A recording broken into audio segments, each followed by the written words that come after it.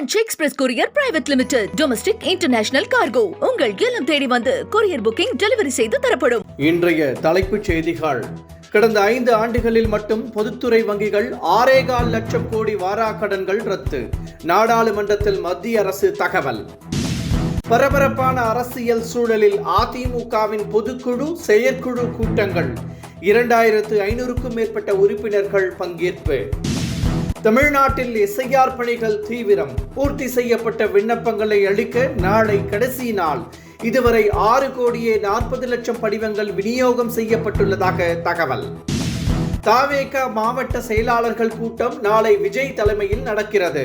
தனது தேர்தல் சுற்றுப்பயணம், எஸ்ஐஆர் பூத் கமிட்டி உள்ளிட்ட விவகாரங்கள் குறித்து ஆலோசிக்க உள்ளதாக தகவல்.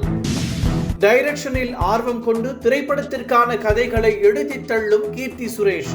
அசோசியேட் இயக்குநர்களை அழைத்து கதைகள் குறித்து விவாதம். இனி விரிவான செய்திகள். கடந்த 5 ஆண்டுகளில் பொதுத்துறை வங்கிகள் 6.15 லட்சம் கோடி வாராக்கடன்களை தள்ளுபடி செய்துள்ளதாக நாடாளுமன்றத்தில் மத்திய அரசு தெரிவித்துள்ளது. குறிப்பிட்ட காலம் வரை வசூலிக்க முடியாமல் போகும் கடன்கள் வங்கி பதிவுகளில் இருந்து நீக்கப்படும். அதேவேளையில் கடன் தொகையை திருப்பி கட்ட வேண்டிய அவசியம் இல்லை என அர்த்தமில்லை என்றும், திருப்பி வசூலிக்க தொடர்ந்து நடவடிக்கை எடுக்கப்படும் என்றும் தெரிவிக்கப்பட்டுள்ளது. பரபரப்பான அரசியல் சூழலில் அதிமுக செயற்குழு பொதுக்குழு கூட்டம் இன்று நடைபெறுகிறது. சென்னை வானகரத்தில் உள்ள தனியார் மண்டபத்தில் நடைபெறும் இந்த கூட்டத்தில் 2500க்கும் மேற்பட்ட உறுப்பினர்கள் பங்கேற்கின்றனர். இதற்காக பிரம்மாண்ட ஏற்பாடுகள் செய்யப்பட்டுள்ளன. அறுசுவையாக சைவ அசைவ உணவுகள் பரிமாறப்பட உள்ளன. அதேவேளையில் அதிமுகவில் இருந்து நிர்வாகிகள் வெளியேறுவதை தடுக்கவும் இபிஎஸ் பரப்புரை குறித்து முக்கியமாக விவாதிக்கப்பட உள்ளதாக கூறப்படுகிறது. குறிப்பாக இபிஎஸ்ஐ முதலமைச்சர் வேட்பாளராக அறிவித்து தீர்மானம் நிறைவேற்றப்பட உள்ளதாகவும் அதிமுக வட்டாரங்கள் தெரிவிக்கின்றன. தமிழகத்தில் எஸ்ஐஆர் படிவங்களை பூர்த்தி செய்து விண்ணப்பிக்க நாளை கடைசி நாள் ஆகும். எஸ்ஐஆர் எனப்படும் வாக்காளர் பட்டியல் சிறப்பு திருத்தப் பணிகள் தமிழகம் உள்ளிட்ட 12 மாநிலங்களில் தீவிரமாக நடைபெற்று வருகின்றன. இதற்காக படிவங்கள் விநியோகிக்கப்பட்டு அவை திரும்ப பெறப்பட்டு வருகின்றன. திரும்ப பெறப்படும் விண்ணப்பங்கள் உடனுக்குடன் அப்லோட் செய்யப்படுகின்றன. இந்த நிலையில் பூர்த்தி செய்யப்பட்ட எஸ்ஐஆர் விண்ணப்பங்களை திருப்பி அளிக்க நாளை கடைசி நாள் என அறிவிக்கப்பட்டுள்ளது. வரைவு வாக்காளர் பட்டியல் வரும் 16ஆம் தேதியும், இறுதி வாக்காளர் பட்டியல் பிப்ரவரி மாதமும் வெளியிடப்பட உள்ளது. இண்டிகோ விமான சேவையை 10% வரை குறைக்க அந்த நிர்வாகத்திற்கு மத்திய அரசு அறிவுறுத்தியுள்ளது. இண்டிகோ விமான சேவை கடுமையாக பாதிக்கப்பட்டதால் மக்கள் பெரும் அவதிக்கு ஆளாகினர். ஊழியர் பணிநேர கட்டுப்பாடு காரணமாக இந்த நெருக்கடி ஏற்பட்டது. இந்த நிலையில் படிப்படியாக விமான சேவை சீரடைந்து வருகிறது. இந்த நிலையில் விமான சேவையை தொடர்ந்து சீராக நடத்த 10% வரை குறைக்க அந்த நிறுவனத்திற்கு மத்திய அரசு அறிவுறுத்தியுள்ளது. 2300 விமானங்கள் இயக்கப்பட்ட நிலையில் அதில் 230 விமானங்கள் வரை குறைக்கப்படும். இதற்கான திருத்தப்பட்ட அட்டவணை இன்று வெளியிடப்பட உள்ளது. இதனிடையே இன்று சென்னையில் இருந்து செல்லும் 28 இண்டிகோ விமானங்கள் ரத்து செய்யப்பட்டுள்ளன.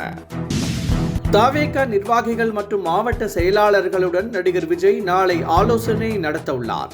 பனையூரில் உள்ள தலைமை அலுவலகத்தில் இந்த ஆலோசனை கூட்டம் நடக்க உள்ளது. கரூர் சம்பவத்திற்கு பிறகு புதுச்சேரியில் நேற்று பொதுக்கூட்டத்தில் விஜய் பேசினார்.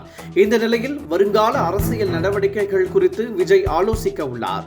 குறிப்பாக தனது பரப்புரையை மீண்டும் தொடங்குவது, எஸ்ஐஆர் பூத் கமிட்டி உள்ளிட்டவை குறித்து விஜய் அறிவுறுத்த உள்ளதாக தகவல் வெளியாகியுள்ளது. வரும் சட்டமன்ற தேர்தலில் நயினார் நாகேந்திரனை டெபாசிட் இழக்கச் செய்வதே தங்கள் முக்கிய பணி என செங்கோட்டையன் தெரிவித்துள்ளார். நடிகர் விஜய்க்கு அரசியல் தெரியாது என நயினார் நாகேந்திரன் கூறியிருந்தார். இதற்கு பதிலடி கொடுத்துள்ள செங்கோட்டையன், அதிமுகவின் குரலாகவே நயினார் நாகேந்திரன் மாறி வருவதாகவும் அவரை தேர்தலில் தோற்கடிப்பதே தங்கள் முதல் வேலை என்றும் தெரிவித்துள்ளார். தனது இயல்பான நடிப்பால் ரசிகர்களின் உள்ளங்களை கவர்ந்த கீர்த்தி சுரேஷ் குறுகிய காலகட்டத்தில் பல முன்னணி நட்சத்திரங்களுடன் நடித்து பிரபலமடைந்தார்.